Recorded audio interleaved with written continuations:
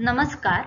Doctor किरण वाकडे यांच्या मार्गदर्शनाखाली मी प्रतीक्षा भन्साळी आज तुम्हाला PID म्हणजेच पेल्विक इन्फ्लामेटरी डिसीज बद्दल सांगणार आहे. तर आपण PID चे डेफिनेशन पाहणार आहोत, त्याचे कॉजेस कारण पाहणार आहोत, क्लिनिकल फीचर्स, त्याची डायग्नोसिस, इन्व्हेस्टिगेशन्स म्हणजेच आणि ट्रीटमेंट हे सगळं आपण पाहणार आहोत.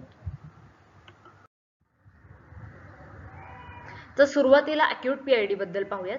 तर 85% अक्यूट PID हे सेक्शुअल ट्रान्समिशनमुळे होतात इन अ यंग और सेक्शुअल ॲक्टिव्ह फिमेल आणि 15% हे आयट्रोजेनिक असतात. आयट्रोजेनिक म्हणजे इंड्युस्ड, म्हणजे आपले इंटरव्हेन्शनमुळे किंवा आपल्या दखलंदाजीमुळे होणारं ते आयट्रोजेनिक.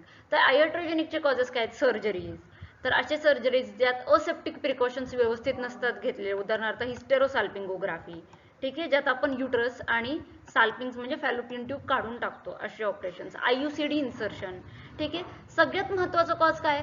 तर क्लामायडिया, गोनोकोकाय, ग्रॉम पॉझिटिव्ह किंवा निगेटिव्ह एनोरोब्स, मायकोप्लाझ्मा आणि पेप्टोस्ट्रेप्टोकॉकस हे ऑर्गॅनिझम्समुळे होणारे इन्फेक्शन. ठीक आहे. आता हे अक्यूट PID बद्दल पाहिलं तर क्रोनिक PID मध्ये सुद्धा हेच कॉजेस आहेत. ठीक आहे. आणि क्रोनिक PIDचं मुख्यतः कॉज काय? अक्यूट PID मुळे क्रोनिक PID होतं. ठीक आहे. तर आता आपण मुख्यतः PID कडे वळूया. ठीक आहे. क्रोनिक PIDचा प्रश्न आला तर ह्याच्या पुढचं सगळं लिहायचं.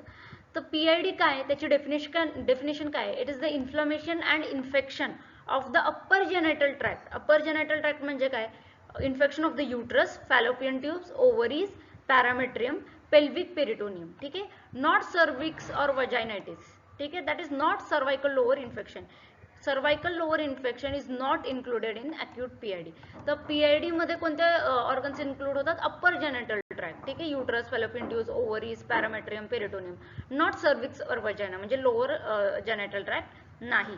तर म्हणूनच एक MCQ विचारला जातो की सर्व्हिसायटिस is a part of PID or not a part of PID. तर सर्व्हिसायटिस is not a part of pelvic inflammatory disease. It is a part of lower genital tract infection. ठीक आहे. आणि PID includes upper genital tract. तर आता TB मध्ये काय होतं? जर आता इन्फेक्शन आपण म्हणतो तर TB तर मोस्ट कॉमन आहे इंडियामध्ये. तर TB मध्ये काय होतं? तर ट्यूब्स डॅमेज होतात. कोणते ट्यूब्स? फॅलोपियन ट्यूब्स डॅमेज होतात. म्हणूनच हायड्रोसाल्पिंग्स होतं, डिस्टेन्शन ऑफ द ट्यूब्स होतं, infection can spread to ovaries, formation of tubo ovarian mass. ठीक आहे. त्यानंतर पेल्विक ॲप्सेस, ट्यूबो ओव्हरियन ॲप्सेस. ॲप्सेस म्हणजे पस फॉर्मेशन होतं. ठीक आहे. Infection can spread to liver, त्यामुळे पेरिहिपॅटिक सिंड्रोम, पेरिहिपॅटिक ॲधेजन्स. आणि ह्याच पेरिहिपॅटिक ॲधेजन्स म्हणजेच जे लिव्हरचं कॅप्सूल आहे त्याला आपण ग्लिसन्स कॅप्सूल म्हणतो. तर त्याचे जेव्हा ॲधेजन्स होतात, ठीक आहे, तर त्याला आपण फिट्झ-कर्टिस सिंड्रोम म्हणतो, जे हेपेटायटिस, पेरिहिपॅटिक इन्फ्लमेशन होतं. त्यानंतर पेरिहिपॅटायटिस. ठीक आहे. Even cervix can be distended and discharge can be coming out. तर सिम्पटम्स काय आहेत ह्या PIDचे? Lower pelvic pain, fever. ठीक आहे. तर म्हणजे पेल्विसच्या खालच्या भागात दुखतं. ठीक आहे. फीवर, WBCs वाढतात, वजायनल एक्झामिनेशनवर वजायनल डिस्चार्ज होतं, सर्वायकल मुवमेंट टेंडरनेस. ठीक आहे. हॉलमार्क म्हणजे सर्विक्सच्या ठिकाणी जर का मुवमेंट केली एक्झामिनेशनच्या वेळेस किंवा बायमॅन्युअल पाल्पेशन एक्झामिनेशनच्या वेळेस तिकडे टेंडरनेस असणे हे हॉलमार्क आहे PIDचं. त्यानंतर फोर्निक्सियल टेंडरनेस और मास पाल्पेबल म्हणजे जे आपले वजायनल फोर्नेसेस वगैरे आहेत. ठीक आहे. तिकडे टेंडरनेस, तिकडे दाबल्यावर किंवा हात लावल्यावर दुखतं आणि मास पाल्पेबल, आपल्याला मास जाणवतो पाल्पेट करताना. तर हे झाले त्याचे सिम्पटम्स PIDचे.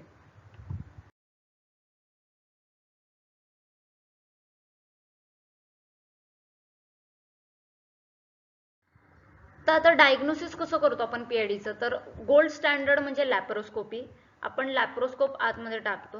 ठीक आहे. आपल्याला काय दिसतं? तर कंजेस्टेड फॅलोपियन ट्यूब्स दिसतात. ठीक आहे. पस coming from the fallopian tubes. ठीक आहे. तर फॅलोपियन ट्यूब्स कंजेस्टेड दिसतात कारण तिकडचा ब्लड फ्लो खूप वाढलेला असतो.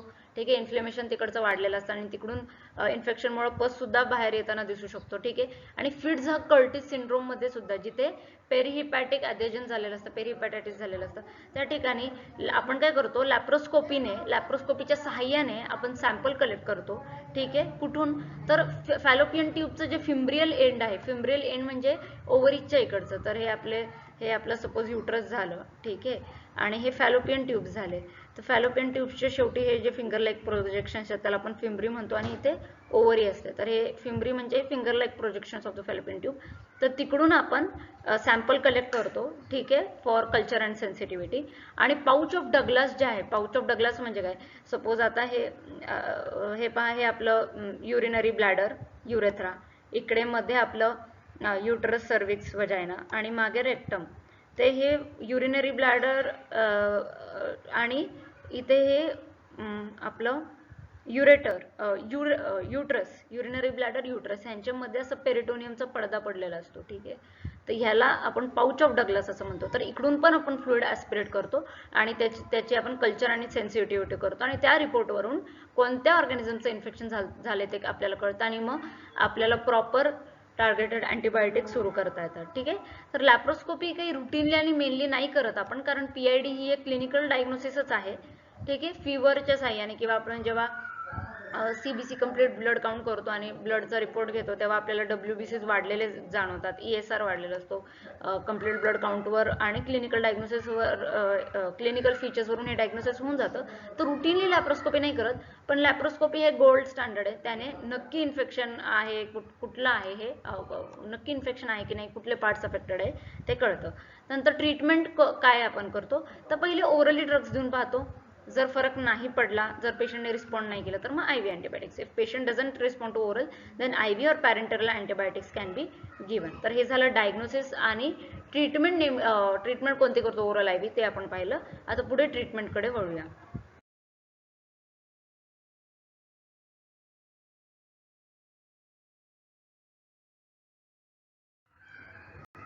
आता सेंटर फॉर डिझीज कंट्रोलच्या क्रायटेरिया आहेत. ठीक आहे, आपण ट्रीटमेंट पाहण्याच्या आधी पॅरेंटरल अँटीबायोटिक्स म्हणजे IV अँटीबायोटिक्स देण्याची गरज कोणत्या लोकांमध्ये भासते, तर सेंटर फॉर डिझीज कंट्रोलच्या क्रायटेरियानुसार इंडिकेशन्स फॉर पॅरेंटरल अँटीबायोटिक्स काय आहेत ते आपण पाहूया. तर प्रेग्नन्सी म्हणजे PID बरोबर पेल्विक इन्फ्लॅमेटरी डिझीज बरोबर जर कोएक्झिस्टिंग प्रेग्नन्सी असेल तर आपल्याला इंट्राव्हेनस अँटीबायोटिक्स देण्याची गरज पडते. HIV पॉझिटिव्ह पेशंट्समध्ये ज्या लोकांना टॉलरेट होत नाही आहेत ओरल अँटीबायोटिक्स, त्यांना खूप साईड इफेक्ट्स होत आहेत ओरल अँटीबायोटिक्सच्या, अशा लोकांमध्ये, किंवा जे लोक ओरल अँटीबायोटिक्सला रिस्पॉन्डच नाही करत आहेत, किंवा मग आउटपेशंट थेरपी जी आहे, जे आपण पुढे बघूया की आउटपेशंट थेरपीमध्ये OPD आलेल्या पेशंटला आपण जी ट्रीटमेंट देतो पहिल्या 48 तासांसाठी, ती जर का त्यांच्यात त्या ट्रीटमेंटचा काही फायदाच नाही झाला, तर ट्रीटमेंट त्या लोकांमध्ये काम करत नसेल तर unresponsive for outpatient therapy for 48 hours. Suspected pelvic abscess, आपण जर आपल्याला सस्पेक्ट होत असेल पेल्विक ॲप्सेस आपल्या क्लिनिकल डायग्नोसिसवरून आणि CBC ब्लड रिपोर्ट्स वगैरे वरून, सिव्हिअर इलनेस असेल तर temperature more than 37 degree celsius असायला हवं इकडे. अनसर्टन डायग्नोसिस वर surgical emergencies, for example ectopic pregnancies cannot be ruled out, इकडे 37 डिग्रीज असायला हवं. ठीक आहे, तर ectopies pregnancy cannot be ruled out, अशा कंडिशन्समध्ये आपण आपल्याला पॅरेंटरल अँटीबायोटिक्स देण्याची गरज भासते.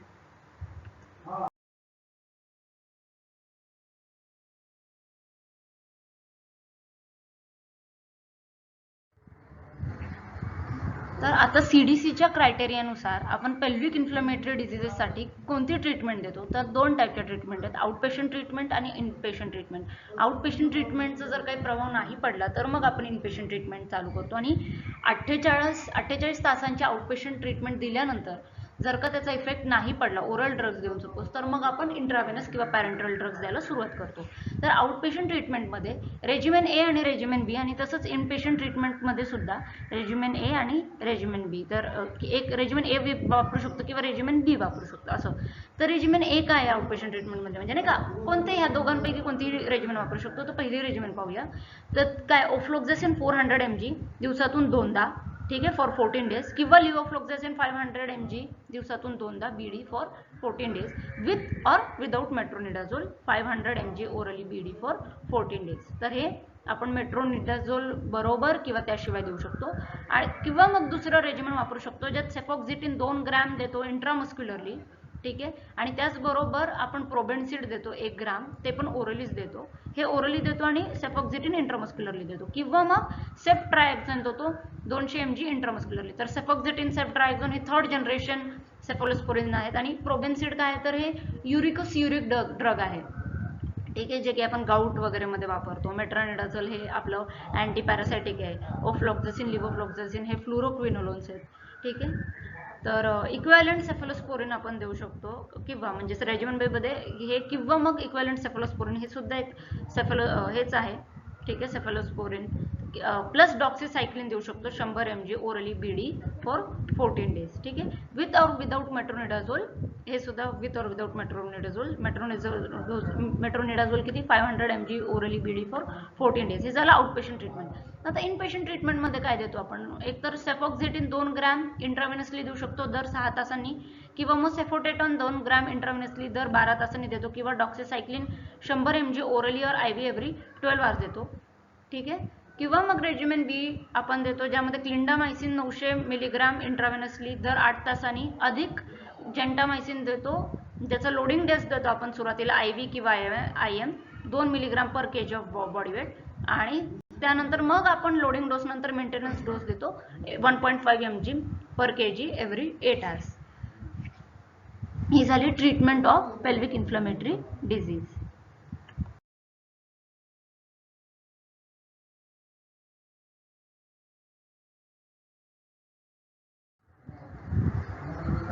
तर PID हे as a SAQ short answer question किंवा लॉंग आन्सर क्वेश्चन विचारलं जाऊ शकतं गायनॅकमध्ये, आणि त्याच्या शॉर्ट आन्सर क्वेश्चनमध्ये मॅनेजमेंट म्हणजे ट्रीटमेंटवर सुद्धा नुसतं ट्रीटमेंट ऑफ PID असं सुद्धा क्वेश्चन येऊ शकतो.